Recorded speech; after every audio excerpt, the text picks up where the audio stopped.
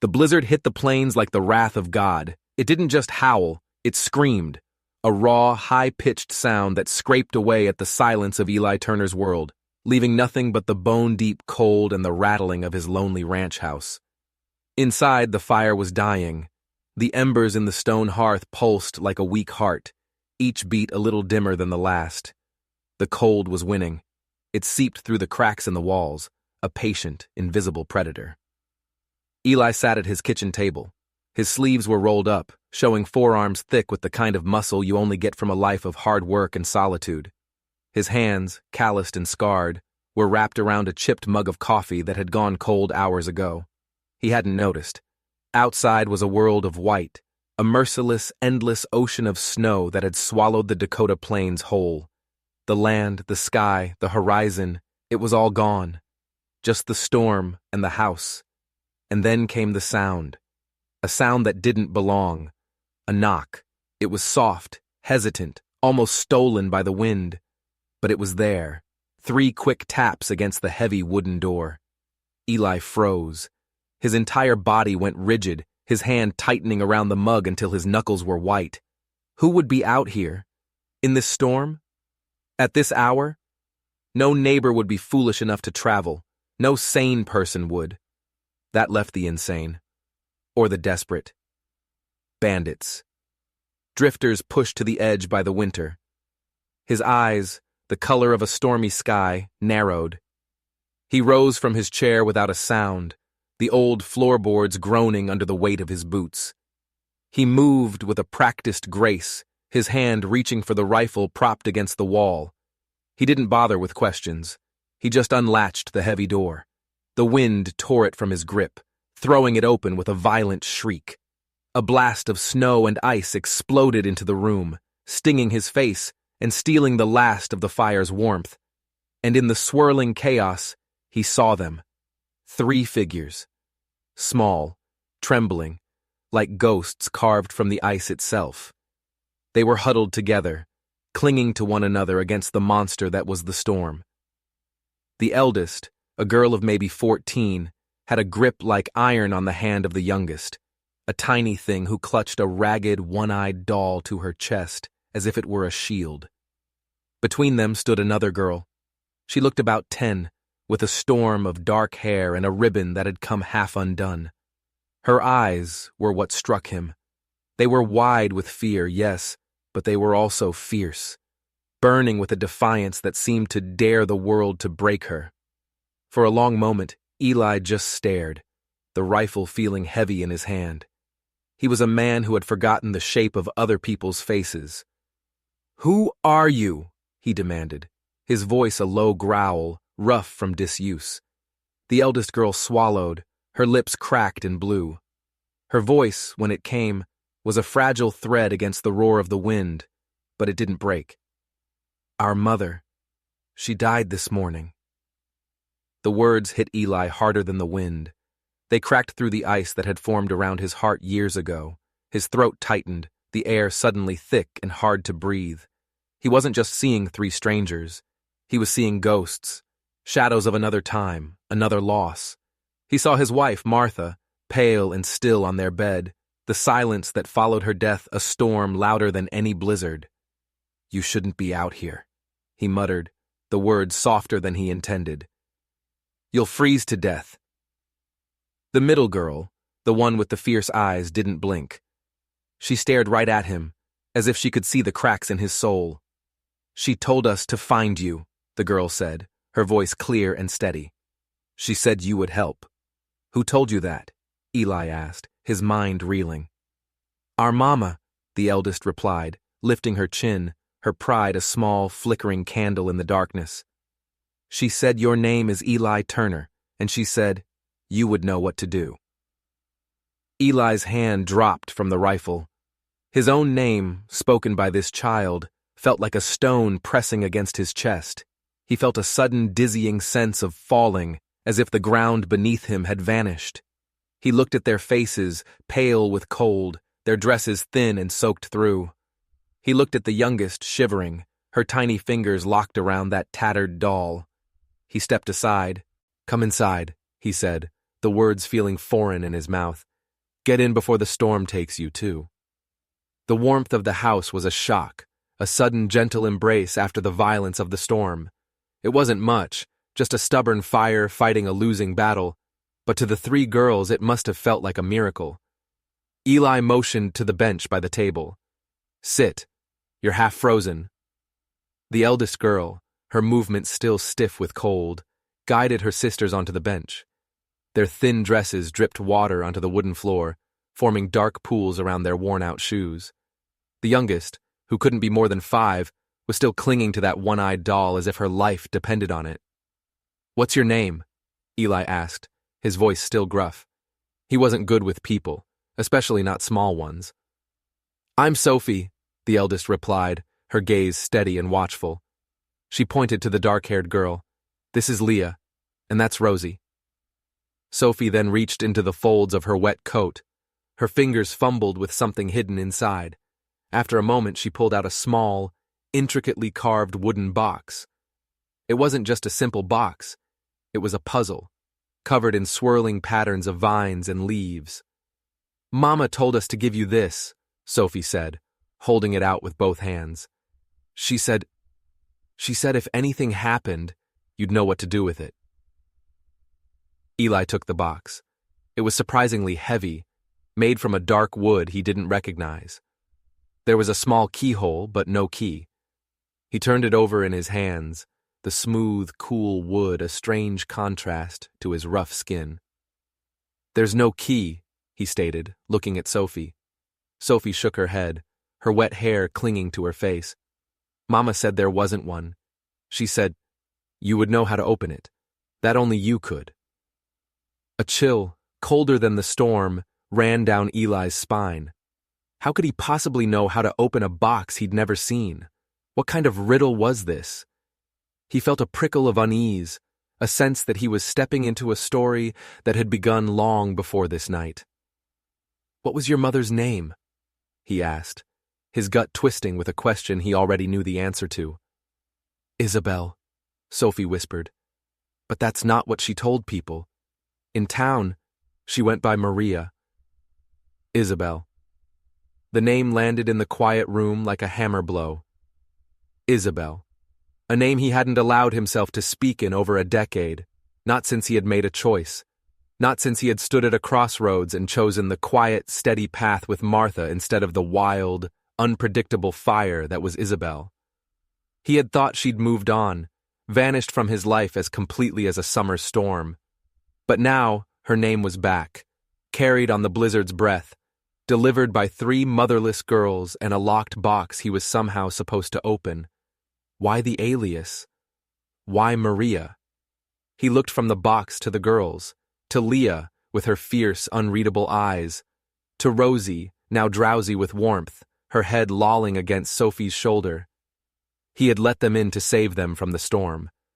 But as he stared at the impossible box in his hands, he had the sinking feeling that he had just invited a much bigger, more dangerous storm inside, and he had no idea how to survive this one.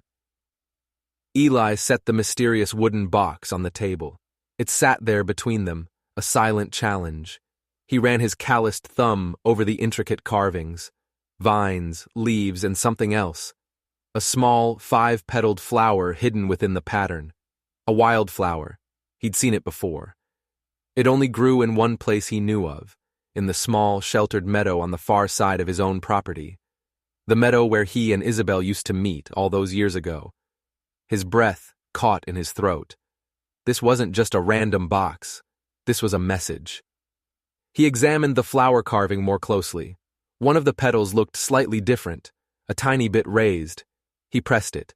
A soft click echoed in the quiet room. A hidden seam appeared along the side of the box. He slid it open. Inside, nestled on a bed of faded blue velvet, were 2 things: a small silver locket, tarnished with age, and a folded letter tied with a faded red ribbon. The locket was etched with the same wildflower. He picked up the letter first, his hands feeling clumsy and strange. He untied the ribbon. The handwriting was elegant, familiar, a ghost from his past. Eli, it began, if you are reading this, I am gone. I didn't make it. But you must listen. There is no time. He stopped. He couldn't read the rest. Not yet. Not with 3 pairs of eyes watching him, waiting for him to make sense of a world that had just been shattered. He looked at the girls. Their faces were pale, their lips still tinged with blue despite the warmth of the fire. They were soaked to the bone. You 3 need to get into some dry clothes, he said, his voice more abrupt than he intended. He stood up, shoving the letter into his pocket. There are blankets in the back room. My wife's, Martha's things are there. Find something that fits. Get out of those wet things before you catch your death. Sophie hesitated, her eyes flicking from Eli's face to the closed door of the back room, then to her sister's. But there was something in his tone, not unkindness, but an urgent, unyielding strength that made her nod. She gently roused Rosie and guided her and Leah toward the back room. The sound of their small, uncertain footsteps echoed through the quiet house like whispers from another life. The moment they were gone, Eli sank back into his chair. The wood of the table felt cold against his forearms. The house was silent again, but it was a different kind of silence now. It was filled with unanswered questions. His hand trembled as he pulled the letter from his pocket. His thumb traced the elegant loops of Isabel's handwriting one last time before he forced himself to read on. Eli, if you're reading this, I am gone. I didn't make it. But you must listen. There is no time. I had no one else to trust. No one else I believed would keep his word. You once stood by Martha's grave and swore you'd offer shelter to anyone who had nowhere else to go. I heard you that day. I was hiding in the trees. I never forgot. These are my daughters. Sophie, my brave, steady girl. Rosie, the light of my darkest days. And Leah. Eli's breath hitched. His eyes snagged on the next line, the words blurring as if seen through water. Leah is your daughter. The fire popped, spitting a shower of sparks onto the stone hearth. The sound was like a gunshot in the sudden roaring silence of Eli's mind. Your daughter. The words didn't make sense. He read them again, and again. They were just ink on paper, but they carried the weight of a granite boulder, crushing the air from his lungs. He stared toward the hallway where the girls had disappeared. Leah. The quiet one with the fierce, dark eyes that seemed to see right through him. His daughter. 100 questions exploded in his head. Why? Why didn't she tell me? How could she keep this from me for 10 years? But Isabel was gone. Her voice was lost to the snow and the wind, her secrets buried with her. All that remained was the proof in his hand and the echo of her final plea. He looked down at the letter again, his eyes scanning the last few lines, his blood running cold. You have to protect her, Eli. Protect them all. He's coming for them. The man with the silver wolf. He knows about Leah. He knows what she represents. Don't let him find her. Whatever you do, don't let him find her. The man with the silver wolf? What did that even mean? It sounded like something from a dark fairy tale, a children's nightmare. But the terror in Isabel's handwriting was real. This wasn't a story. It was a warning. The back room door creaked open. Sophie and Leah emerged, wrapped in some of Martha's old quilts, which were far too big for them. Rosie was asleep in Sophie's arms. Eli quickly, instinctively, shoved the letter back into his pocket. He couldn't let them see, not yet. He didn't understand it himself. You can stay here, he said, his voice coming out as a rough whisper. He cleared his throat. You can stay here for now. We'll figure things out in the morning. Thank you, Mr. Turner, Sophie whispered, her gaze unwavering, her relief so profound it was almost painful to see. Eli's eyes found Leah. She was staring at him again, with that same unnerving intensity, as if she were trying to read the secret he was now desperately trying to hide, as if she were searching his face for a truth she felt in her bones, but didn't have the words for. He had to look away. He clenched his jaw, the muscle ticking. Outside the storm raged on, a wild beast clawing at the walls. But inside the ranch house, a different, more terrifying storm had just broken. Eli Turner, the man who had built his walls of solitude higher than any snowdrift, now had 3 lives under his roof. One of them carried his blood. And something, or someone, was hunting them. The weight of the letter in his pocket was heavier than his rifle. He stoked the fire, his movements mechanical. He looked at the girls, huddled together, finally safe from the cold. But he knew, with a certainty that chilled him to the soul, that the real danger had nothing to do with the weather. The man with the silver wolf. Who was he? And why was he after a 10-year-old girl? Eli went to the window, peering out into the swirling white nothingness. It felt like he was staring into the face of his own future. Unknown, unforgiving, and coming for him, whether he was ready or not. Morning broke gray and grudging, the blizzard having exhausted itself into a fragile, crystalline silence. The world was remade in white, the sun a pale, hazy disk in a sky the color of steel. The cold was a physical thing. It burned the lungs and made the air shimmer.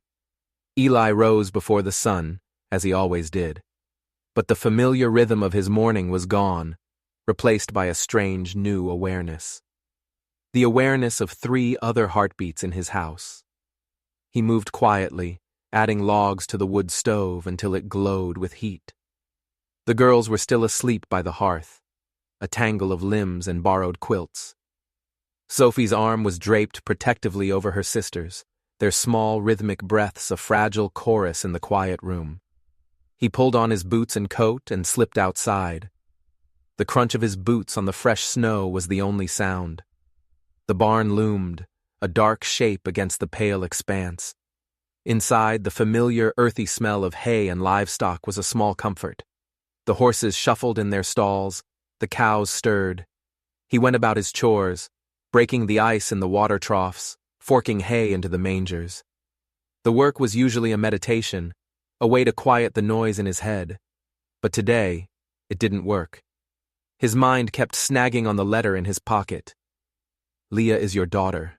Protect her from the man with the silver wolf. When he returned to the house, the smell of wood smoke thick in the air, Sophie was awake. Her dark hair was a tangled mess from sleep, but her eyes were sharp, watchful. "Do you always get up this early?" she asked, her voice still raspy. "Always," Eli replied, placing his hat on the pegs by the door. "Cattle don't wait for a man to feel rested." Sophie slipped out from under the quilt, careful not to wake the others. "We can help," she said, her tone a mix of offer and plea. She was afraid he might change his mind, send them away. Eli studied her for a moment. She had Isabel's backbone, that quiet, stubborn strength that didn't need to announce itself. "There'll be time for chores," he said, his voice softening slightly. "First, you all need something hot in your bellies." He moved to the kitchen, his large hands surprisingly deft as he measured flour, scooped lard from a tin, and cracked the last of his eggs into a bowl. Soon, the simple, honest smell of biscuits and frying eggs filled the small house, a scent of normalcy in a world that felt anything but normal. Leah woke next. Her eyes fluttered open, and for a second there was a flicker of panic as she took in the unfamiliar room. Her hand immediately went to the one-eyed doll. Then her gaze found Eli, and she watched him with a wary curiosity. Rosie stumbled over to Sophie, burying her face in her sister's lap. Eli set 3 tin plates on the table. Each held a fluffy biscuit and a small pile of scrambled eggs. It wasn't much, but it was all he had. "Eat," he said, sitting across from them. "It'll put some warmth in you." Rosie's eyes widened at the sight of the food. "Thank you, Mr. Turner," she whispered, her voice a tiny peep.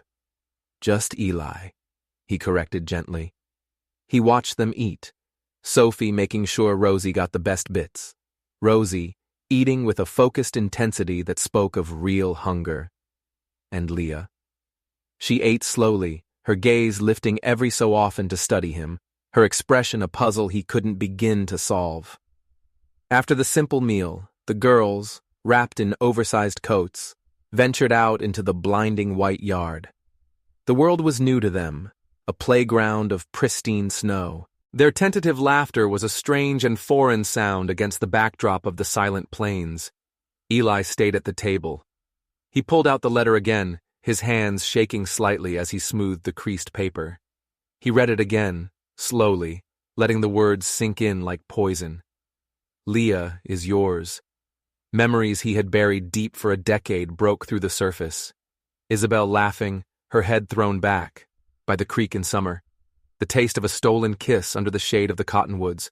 The painful final conversation when he told her he was marrying Martha. He had chosen the steady, quiet life he thought he needed. He had chosen predictability over passion. He had never looked back. Or so he had told himself.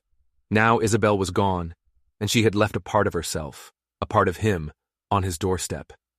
He folded the letter and put it away just as the sound of approaching hooves broke the morning's silence. He was on his feet in an instant, the rifle in his hand, before he was fully conscious of reaching for it. He stepped onto the porch. A lone rider was making his way up the long, snow-covered track to the house.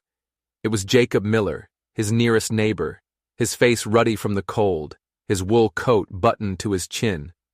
"Morning, Eli," Jacob called out, reining in his horse, its breath pluming in the frigid air. "Heard you had company." Eli's eyes narrowed. Word travels fast in the cold. "Not from me," Jacob said, swinging down from the saddle. His expression was serious. "From town. I was in Clearwater yesterday. Clayton Ward is running his mouth." The name landed like a stone in Eli's gut. Clayton Ward, the owner of the general store, the man who held the town's credit and its secrets in his greedy hands. Ward's saying Isabel Vega, or Maria as he called her, died owing him a massive debt, Jacob continued, his voice low. He's telling anyone who'll listen that her girls are now his property, that they'll have to work it off. He's planning on coming to collect them. The muscles in Eli's jaw bunched into hard knots. The world seemed to shrink, all the air sucked out of it, leaving only a cold, white-hot rage. "Ward won't lay a single finger on them," Eli said, his voice dangerously quiet. Jacob studied his friend's face. "Figured you'd say that. But you need to be careful, Eli. Ward's a snake, and he's got half the town in his pocket. He's not above twisting the law to get what he wants." Eli's gaze drifted toward the barn, where the girls' laughter echoed faintly. He saw Leah toss a snowball at Sophie, his daughter. "I don't give a damn what Ward wants," Eli said, turning back to Jacob. "They're staying here. This is their home now." Jacob gave a slow nod, though his eyes were clouded with worry. "If you need another rifle, you know where to find me." After Jacob left, Eli stood on the porch for a long time, the cold biting at his skin. Ward, the name was a thorn, a festering wound from the past. He knew Ward's reputation for preying on the desperate, and Isabel, alone with 3 children, would have been the perfect victim. But the debt. A thought struck him, dark and unsettling. The letter. The man with the silver wolf. He knows about Leah. Could Ward be this man? Or was he working for him? The idea of Ward being anything more than a greedy, small-town tyrant seemed unlikely. But Isabel's terror had been real. Later that afternoon, as the sun began its descent, casting long blue shadows across the snow, Eli brought the girls inside. He had to know more. "Tell me," he said, his tone gentle as he sat with them at the table, "about your mother and about this debt. Did she ever talk about a man? A man with a silver wolf?" Sophie and Leah exchanged a quick, frightened look. It was Leah who answered, her voice barely a whisper. "Mama had nightmares about him," she said, her eyes fixed on the tabletop. "She called him the wolf. She said he hunted people. She drew his picture once." "A picture?" Eli leaned forward. "Where is it?" "She burned it," Sophie said quickly. "She was terrified someone would find it. She told us he was the reason we had to hide, the reason she owed Mr. Ward so much money." "What do you mean?" Eli pressed. "The money wasn't for flour or medicine," Sophie explained, her voice trembling. "It was for protection. Mr. Ward promised he could keep the wolf away from us, but he wanted more and more money. Mama said he was bleeding her dry. She said he was just as much a monster as the wolf. Eli's blood ran cold. This was so much worse than a simple debt. This was blackmail, extortion, and Isabel had been trapped between two predators. He looked at Leah, who was staring at him with those old, wise eyes. "She sent us to you for a reason, didn't she?" Leah asked, her voice quiet but piercing. "She said you were the only one who could stop the wolf. Why? Did you know him?" Eli felt the weight of a dozen secrets pressing down on him. He didn't know any wolf, but Isabel clearly believed he did, or that he had the power to face him. He began, but the words wouldn't come. That night, sleep was impossible. He paced the narrow confines of the ranch house, the floorboards creaking under his boots. Ward wasn't just a vulture. He was a key to understanding the real danger his family was in. Tomorrow, he would ride into Clearwater. He wasn't just going to confront Ward about a debt.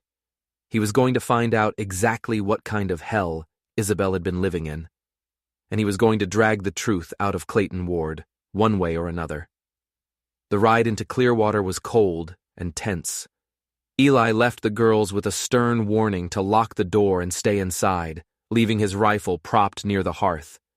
He felt naked without it, but he knew this first confrontation with Ward had to be with words, not weapons.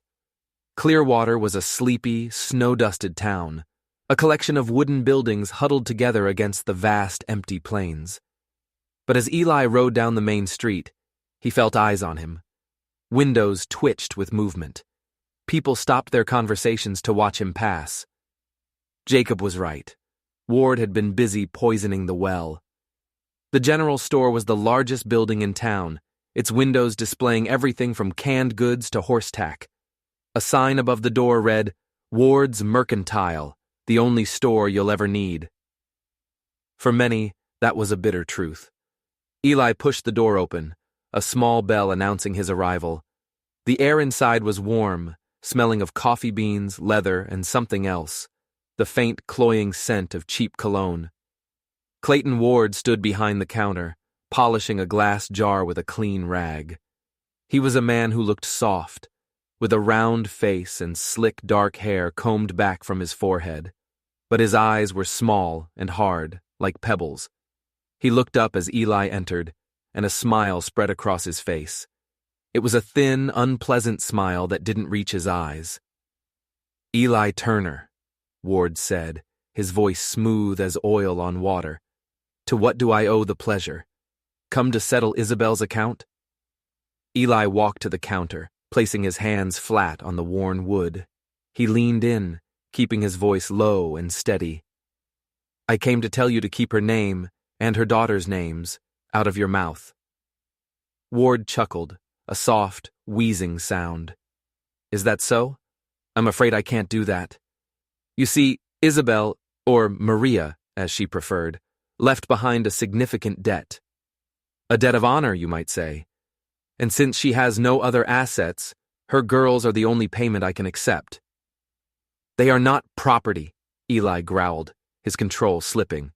"Oh, but they are," Ward purred, enjoying this. "They can work it off. Sophie is old enough to be useful here in the store. Leah, too, when she's tamed a bit. The little one, well, we'll find something for her." The insinuation in his voice made Eli's blood boil. "You're not touching them," Eli said, the words coming out like chips of ice. Ward's smile finally vanished. He leaned forward, his voice dropping to a conspiratorial whisper. "You're in over your head, Turner. This isn't about some flour and sugar. You have no idea what she was involved in." "I know you were blackmailing her," Eli shot back. Ward's eyes widened for a fraction of a second before his composure returned. He glanced around the empty store, then leaned in even closer. "That debt was for protection. Protection from men you can't possibly comprehend. I was doing her a favor. I was keeping her and her girls safe." "Safe? By bleeding her dry?" "Safety costs money, Turner," Ward hissed. "She stopped paying, and when you stop paying, the wolves come out to play. I tried to warn her." "The man with the silver wolf," Eli said, watching Ward's face carefully. For the first time, Eli saw genuine fear in Ward's eyes. It was a fleeting, momentary crack in his smug facade, but it was there. Ward licked his lips, his gaze darting to the door. "You don't want to know that name," Ward whispered, his voice shaking slightly. "You don't want him knowing your name. He's not some drifter you can scare off with a rifle. He's something else entirely." "What is he?" Eli demanded. "He's a ghost, a hunter. The man the rich and powerful call when they need a problem to disappear permanently," Ward said. "And Isabel. She was a very big problem for some very powerful people." Before Eli could ask more, the bell above the door chimed again. The town sheriff, a portly man named Blevins who was known to be deep in Ward's pocket, walked in. "Everything all right here, Clayton?" Blevins asked, his hand resting on the pistol at his hip. He looked at Eli with open suspicion. Ward straightened up, his confidence flooding back. "Just having a chat with Mr. Turner here. He seems to think he has some claim on the Vega girls." "The way I hear it," Blevins said, puffing out his chest, "those girls are indebted to you. The law is on your side, Clayton." Eli looked from the corrupt sheriff to the cowardly store owner. He was trapped. He had no proof, only the word of a dead woman and her frightened children against the two most powerful men in town.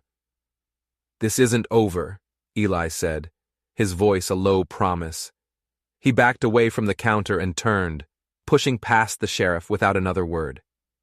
As he rode out of Clearwater, the smug look on Ward's face was burned into his mind. He hadn't gotten the answers he wanted, but he had gotten something more important. He'd gotten confirmation. The wolf was real, and Ward was terrified of him. This meant the threat wasn't just coming. It was already here, woven into the fabric of this small, forgotten town. And Eli was standing right in the middle of its web. His only way out was to find the truth Isabel had died to protect. And according to her daughters, that truth was hidden back at their derelict cabin. He spurred his horse, the cold wind biting at his face. He had to get there before Ward, or anyone else, did. Eli rode hard, the urgency of fire in his gut. He didn't go back to the ranch. He couldn't risk leading Ward or his cronies there. Instead, he took a wide, looping path through the rolling hills, heading straight for the woods where Isabel's cabin stood. Sophie had described the location clearly. A small clearing, hidden by a thick stand of pines, near an old, dried-up creek bed. As he got closer, a sense of dread began to creep over him. He slowed his horse, moving through the trees like a ghost, his eyes scanning every shadow. He found the cabin just as the sun was beginning to dip, casting the world in shades of orange and deep purple. It was a small, dilapidated structure, leaning slightly to one side, as if exhausted. The snow around it was disturbed, not by the delicate footprints of 3 small girls, but by the heavy, trampling tracks of men. Someone had already been here. Eli dismounted, tying his horse to a low-hanging branch. He drew his pistol, the cold steel a grim comfort in his hand, and approached the cabin with silent, measured steps. The door was ajar, hanging crookedly on a broken hinge. He pushed it open. The inside was chaos. The single room had been utterly ransacked.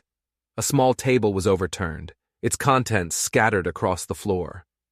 A thin mattress had been slashed open, its stuffing pulled out in great, messy handfuls. Even the stones of the hearth had been pried loose. Whoever did this was looking for something specific, and they had been desperate to find it. Eli's heart pounded in his chest. Had they found it? The secret that Isabel had died for? He remembered Sophie's words, under the floorboards near the stove. He moved to the small, rusted stove in the corner. The floorboards around it were scuffed and scratched, but one of them looked different. It was slightly raised, as if it had been pried up and then hastily put back. He knelt, using the tip of his knife to lift the board. His breath caught. The space beneath was empty. For a moment, a cold, crushing despair washed over him. He was too late. They had found it. But then his fingers brushed against something, not in the main cavity, but tucked deep into the side, hidden in the shadows between 2 support joists. His fingers closed around it. It wasn't a ledger, as he had expected. It was a small, leather-bound journal, its cover worn smooth with use. Tucked inside the front cover was a folded piece of paper. He unfolded it. It was a map. A crude, hand-drawn map of his own ranch. Eli's ranch.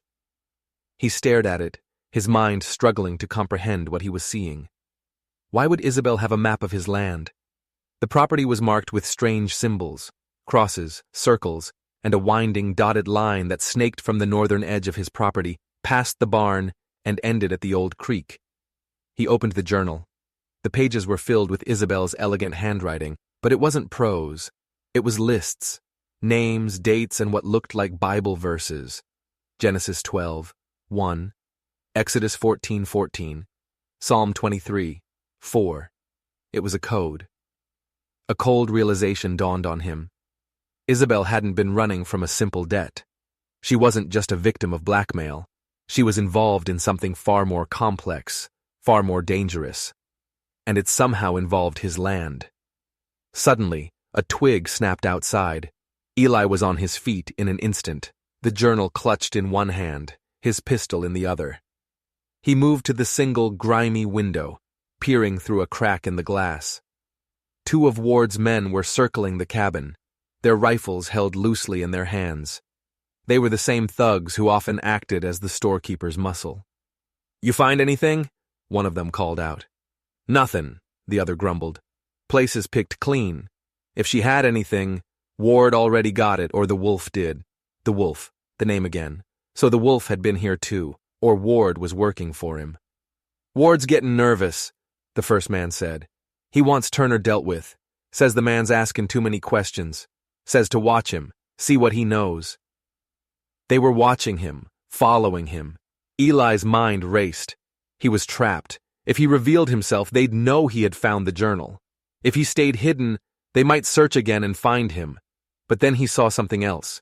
Beyond Ward's men at the edge of the clearing, half hidden by the deepening shadows of the pines, was another figure. A lone rider on a dark horse. The man was perfectly still, a silhouette against the dying light. He wasn't one of Ward's men. He was dressed differently, in a long, dark coat, and he sat on his horse with an unnatural stillness, a predator waiting. Eli couldn't see his face, but he didn't need to.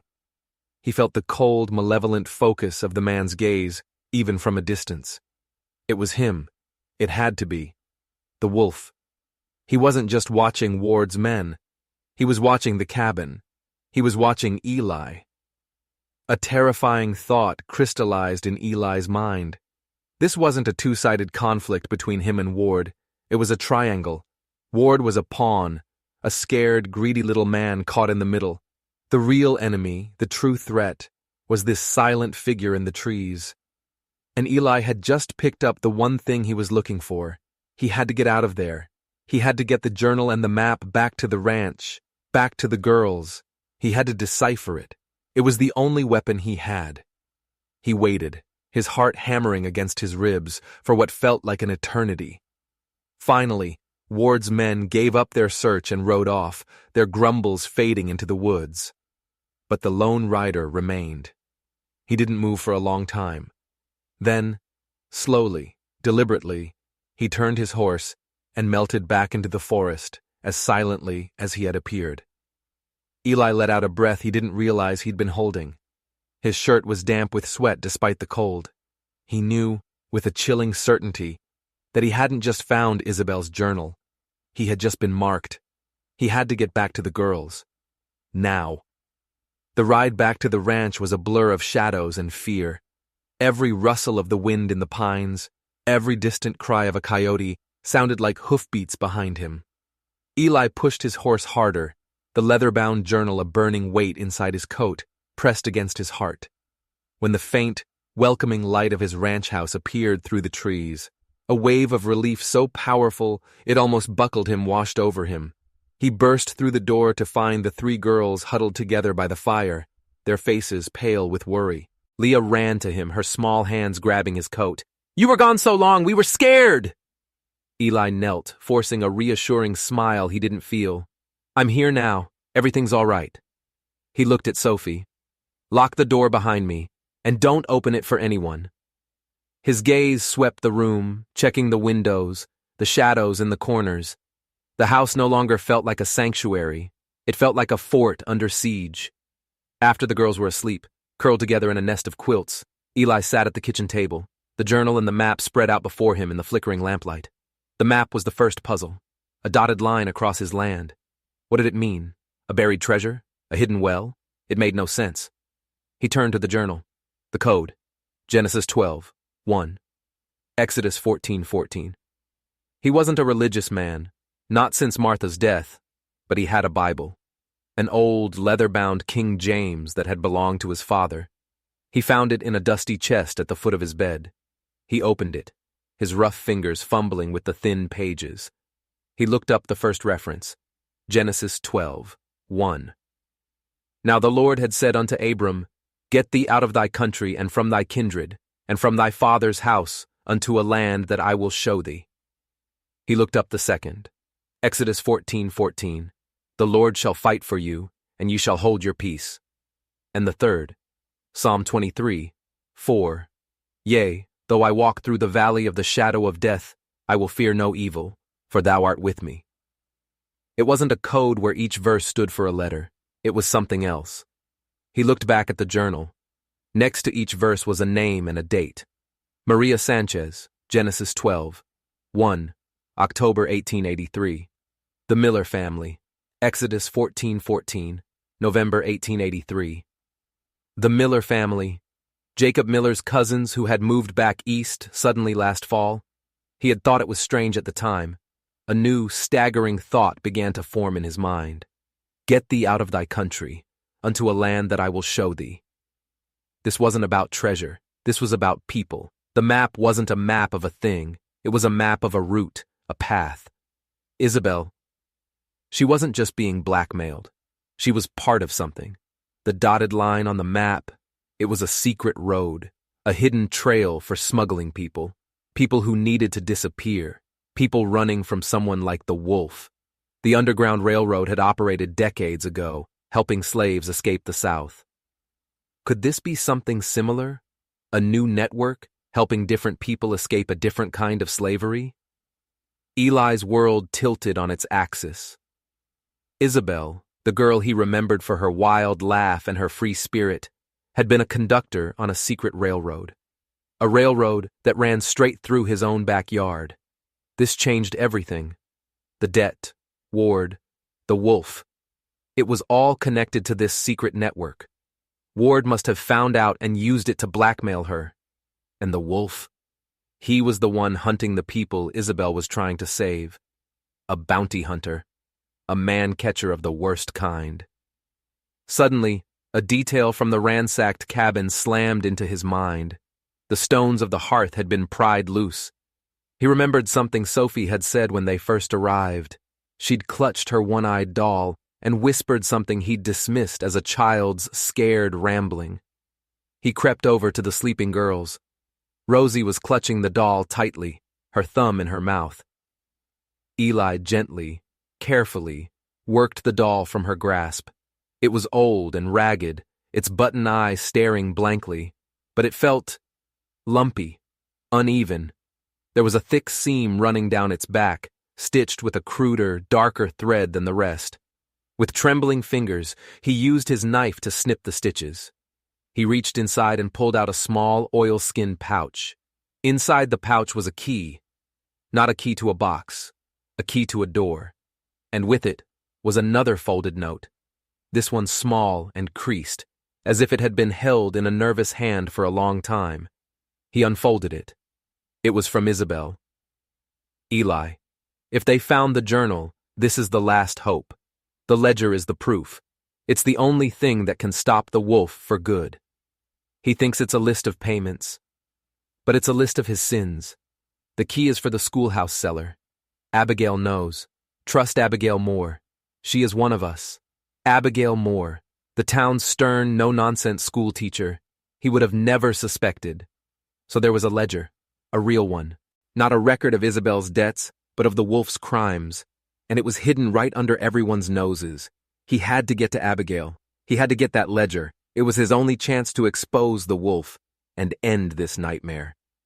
But as he looked out the window into the deep, impenetrable dark, he knew it wouldn't be that simple. The wolf was out there, watching. He had let Eli find the journal, perhaps as bait. He was playing a long game, and Eli was moving his pieces right where the wolf wanted them. A floorboard creaked behind him. He spun around, his heart leaping into his throat. Leah was standing in the shadows, her eyes wide. She wasn't looking at him. She was looking at the journal on the table. "That's Mama's book of secrets," she whispered, her voice filled with a strange mix of fear and awe. "She told me it was the story of the lost stars, the people who had to travel by night so the wolf couldn't find them." Eli stared at his daughter, this 10-year-old girl who had lived her entire life in the shadow of this secret war. "She said," Leah's voice trembled, "she said you were the only one who could read the map, because your father drew it." Eli felt as if the floor had dropped out from under him. My father?" "Yes," Leah said, taking a small step forward. "Mama said your father was the first shepherd, and that one day you would be too." The shepherd, a protector, the leader of this hidden network. Eli sank into his chair, the weight of this revelation crushing him. His father, a quiet, stoic man who had died of a fever when Eli was just a boy, had been the founder of this secret railroad. His own land, the legacy he thought was just soil and cattle, was a sanctuary. He wasn't just a rancher who had stumbled into danger. He was born into it. This was his inheritance, a legacy of secrets, of danger, and of hope. And Isabel hadn't just sent her daughters to him for shelter. She had sent them to deliver his destiny. The next move was his. He had to go to town, to the church, the one place where the whole community gathered. He had to confront Ward, not as a grieving friend, but as the shepherd. He had to smoke out the wolf, to force him into the light. He looked at the key in his hand, then at the journal, then at his daughter. The fear was still there, a cold knot in his stomach. But now, it was mixed with something else. Purpose. He finally knew what he had to do. He had to finish what his father and Isabel had started. The bell of the Clearwater Chapel rang out across the snow-covered town, its solemn tone calling the faithful and the curious alike. It was Sunday, a day of rest, but the air was thick with tension. Everyone had heard the rumors. They knew something was coming to a head between the reclusive rancher Eli Turner and the town's most powerful man, Clayton Ward. They came to see a showdown. Eli rode into town, but he wasn't alone. Sophie sat straight-backed on his second horse, her expression a mixture of fear and fierce resolve. He had left Leah and Rosie at the ranch with Jacob Miller, who had arrived at dawn with his rifle, his face grim. "I'll watch them, Eli. You go do what you have to do." He had also sent a message to Abigail Moore, a single line on a scrap of paper delivered by Jacob's son. The shepherd needs his flock. As they approached the church, Eli saw Abigail waiting on the steps. Her normally stern face was pale, but her eyes were steady. She gave a single, sharp nod as he dismounted. "The key is safe," she whispered.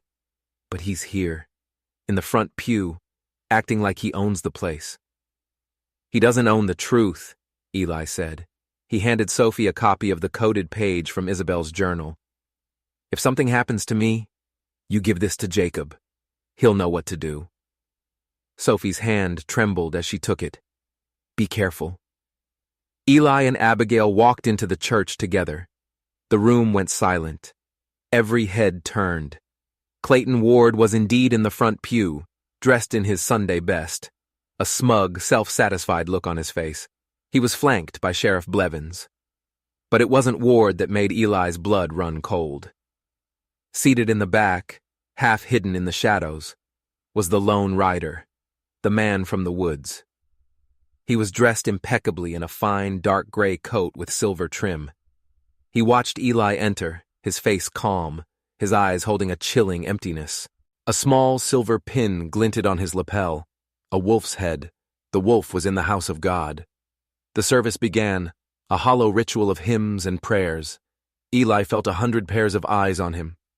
Finally, Father McKinley, a weary man who had seen too much, closed his Bible. "Before we conclude," the preacher said, his voice heavy, "there is a matter of great concern to this community. Mr. Ward has made accusations, and Mr. Turner has come to answer them." Ward stood up, his voice booming with false sincerity. "Friends, neighbors, this man Eli Turner has taken in the orphaned daughters of the unfortunate Isabel Vega. He claims it's charity, but I'm here to tell you he's trying to steal the land that is rightfully owed to me against her debts." Murmurs rippled through the pews. Eli stepped forward into the aisle, his voice quiet but carrying to every corner of the room. "Isabel Vega owed no debt that a decent man would collect," he said. "The only thing she owed was her life, which she lost trying to protect her children from a predator in this very room." He held up the journal. "This is Isabel's journal. It's a record, not of debts for flour and seed, but of blackmail payments. Payments to Mr. Ward here, to keep him from revealing her secrets to a much more dangerous man." Ward's face turned beet red. "Lies! Slander! That book is meaningless scribbling." "Is it?" Eli's voice grew stronger. "It's a list of the people she helped, people she guided to safety along a secret road, a sanctuary path created to save the desperate from monsters who hunt them for sport and profit. A path my own father created 30 years ago." A collective gasp went through the congregation. "He's insane!" Ward sputtered, looking wildly around for support. "Am I?" Eli took a step closer. "The secret path runs through my land. The people Isabel helped were called the Lost Stars, and the man who protected them was called the Shepherd." He paused, letting the words sink in. "Isabel was the shepherd after my father, and now, so am I." The church was utterly silent. The townspeople stared, their faces a mixture of shock, confusion, and dawning understanding. "And this shepherd," Eli continued, his voice dropping to a low, dangerous growl as he turned his gaze to the back of the church, "is here to call out the wolf who has been hunting his flock." He pointed directly at the man in the gray coat. The man smiled, a slow, cold smile that held no warmth, only death. He stood up, and the room seemed to shrink around him. "Very impressive, Mr. Turner," the man said, his voice smooth as whiskey over ice. "A fine performance." He walked slowly down the aisle, his polished boots making no sound on the wooden floor. "My name is Charles Halen, and yes, some of my business associates do refer to me as the Wolf." Ward looked like he was going to faint. "Mr. Halen, I didn't—" Halen ignored him. He stopped directly in front of Eli. "You are, however, mistaken about a few things. Ward here is an insect, a useful but entirely disposable tool. And Isabel, she wasn't just a shepherd. She was a thief." "She was a hero!" Sophie cried out from the doorway. Halen's cold eyes flickered to her for a moment. "She stole something that belonged to me, a ledger. Not a list of her good deeds, but a list of my assets, my contacts, my entire operation. I want it back." "You'll never find it," Eli said. "Oh, I think I will," Halen said softly. "You see, I don't need to, because now I have something much more valuable." He looked past Eli toward Sophie. "I have leverage. Her daughters." In that instant, something in Eli snapped. The grief, the fear, the rage of the last few days coalesced into a single point of cold fury.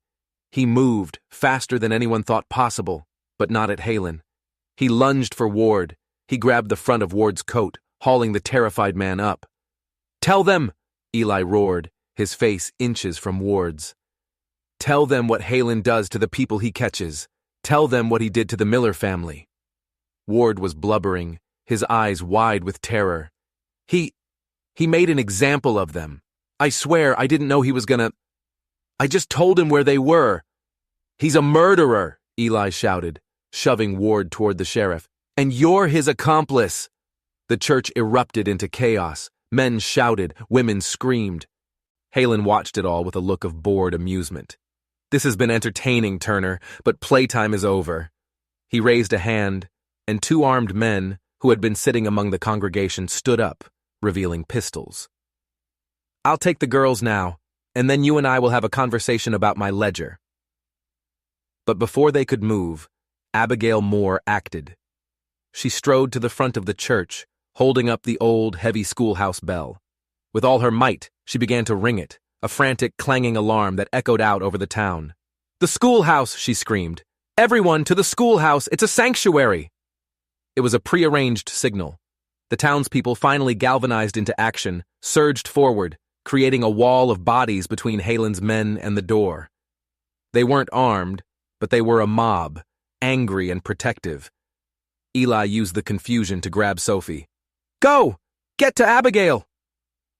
He turned back to face Halen, who was watching the chaos with a look of pure, unadulterated rage. His mask of civility had finally dropped. "You've made a grave mistake, Turner," Halen hissed. "You think these farmers can stop me? I will burn this entire valley to the ground to get what I want." "Then you'll burn with it," Eli snarled. The final battle line had been drawn, not in the snow, but in the heart of the community. Halen had money and guns, but Eli, the new shepherd, had something more powerful. He had a flock, and they were finally ready to fight back. The town of Clearwater was transformed. Abigail's frantic ringing of the schoolhouse bell was a call to arms, and the people answered. They poured out of the church, not in a panic, but with a grim, unified purpose. They formed a human barricade around the schoolhouse, where Abigail had sheltered Sophie, their faces set like stone against the men who served Charles Halen. Halen and his gunmen were forced to retreat, the sheer, unexpected defiance of the townspeople taking them by surprise. They rode out of town, but not before Halen turned in his saddle to fix Eli with a look of pure venom. It was a promise of retribution, silent and absolute. Eli didn't waste a moment. "Henry!" he yelled, finding the wiry telegraph operator in the crowd. "Get on the wire! Send this message to every town, every federal marshal's office within 500 miles. The wolf is in Clearwater. He's a hunter of men.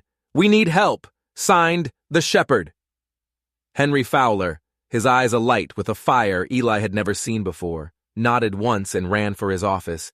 "Jacob! Abigail!" Eli gathered his two most trusted allies. "He'll be back, and he'll come for the ranch. He thinks the ledger is there." "It's not, is it?" Abigail asked, her voice low. "The key you had me guard?" "It's for the cellar beneath your schoolhouse," Eli confirmed. Isabel was clever. She hid her greatest weapon in plain sight, in the one place a man like Halen would never think to look. "We need to get it," Jacob said, his hand resting on the stock of his rifle.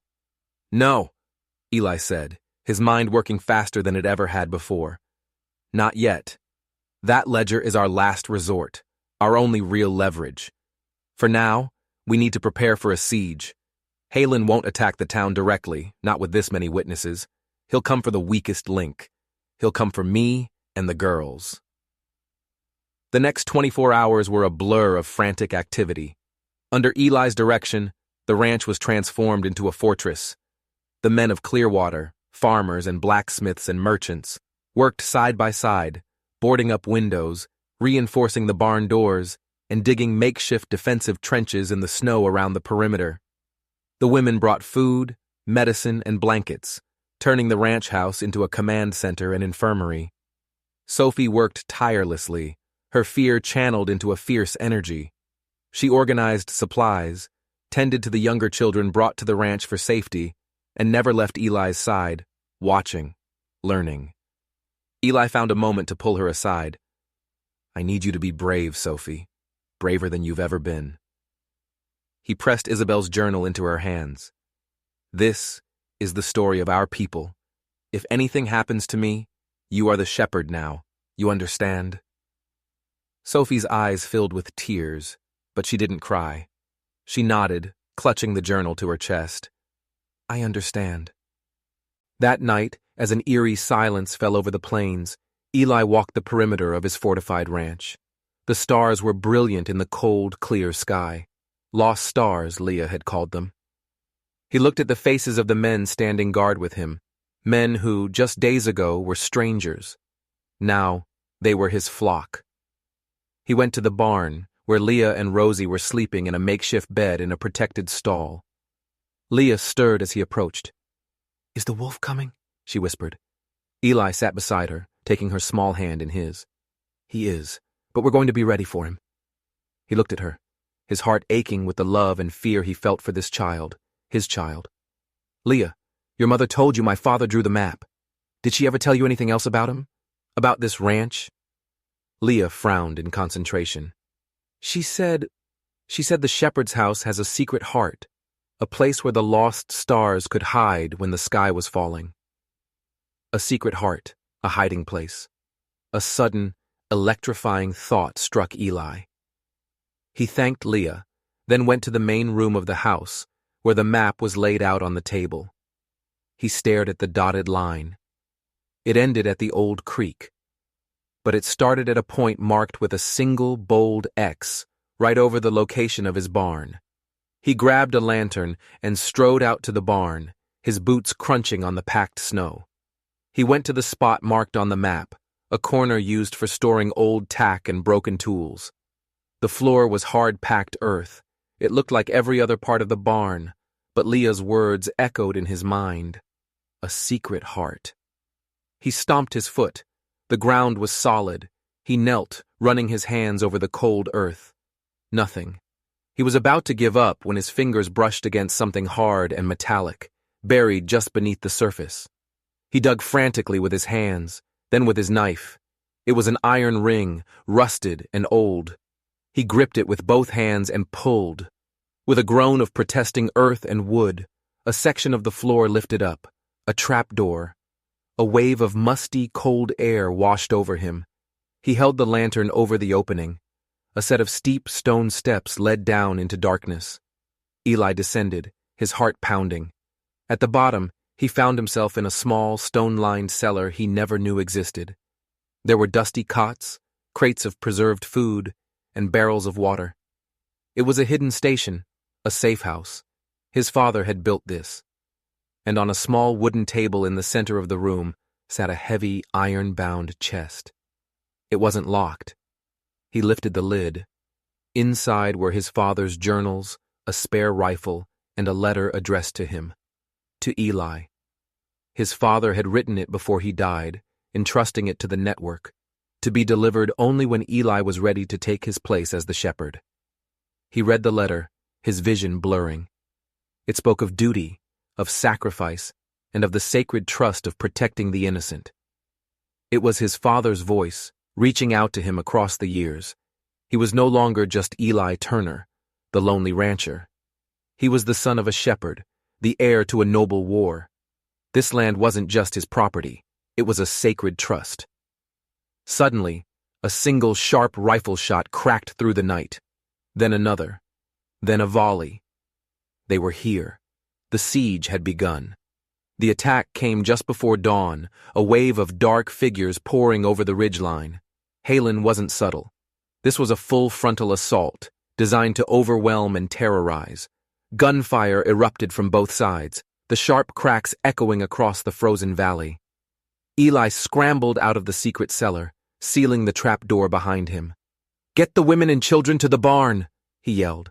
"To the cellar! Go!" Sophie, her face pale but determined, began herding people toward safety. Eli joined Jacob and the other ranchers at their defensive positions, returning fire, trying to hold back the relentless advance. Halen's men were professionals. They moved with a cold efficiency, using the terrain for cover, their shots accurate and deadly. One of the ranchers from Dry Creek went down, clutching his shoulder. "We can't hold them," Jacob yelled over the din. "There are too many." "We just need to buy Henry more time," Eli shouted back, reloading his rifle. "The marshals have to be on their way."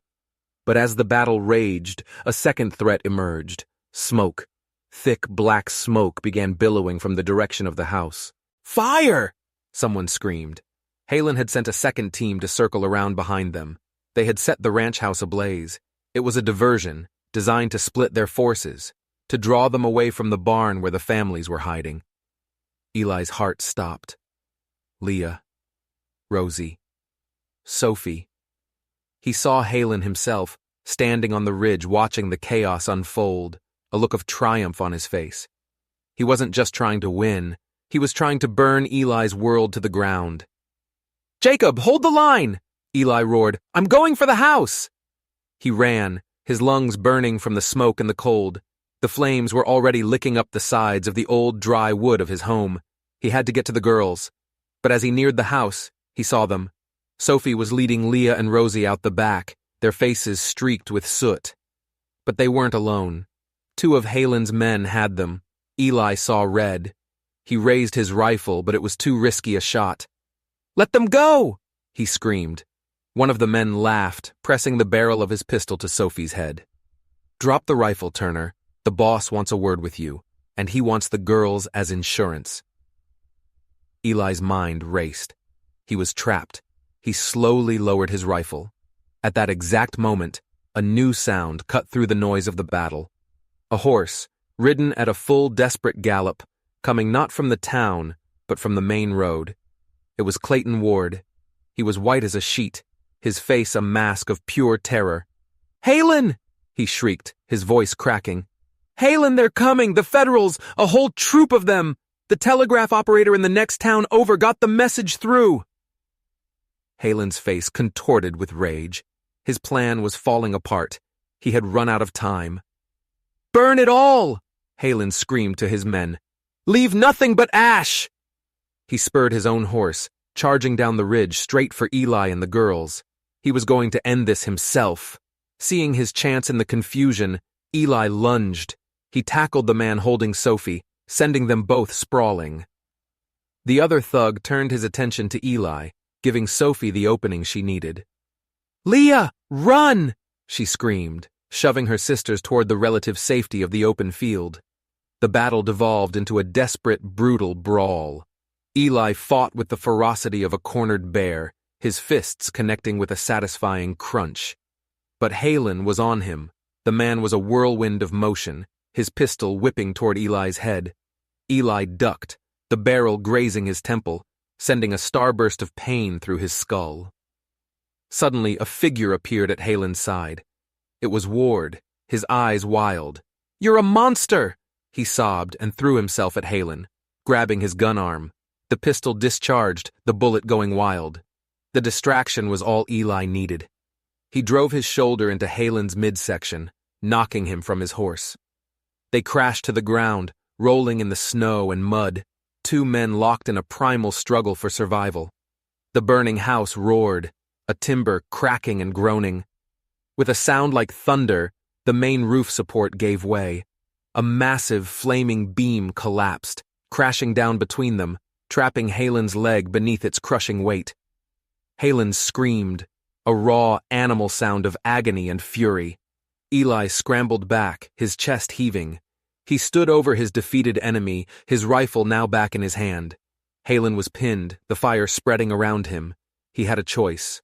Walk away and let the fire consume the wolf, or show the mercy this man had never shown anyone. He looked over at Sophie, Leah, and Rosie, huddled together, safe. He looked at the faces of his neighbors, still fighting off the last of Halen's men. He looked at the smoking ruin of his home.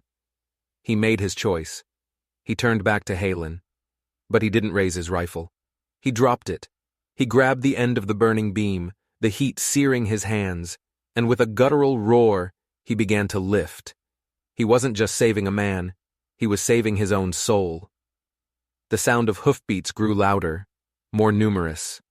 A troop of U.S. Marshals, their blue coats and gold badges a beautiful sight, crested the hill and swarmed the valley.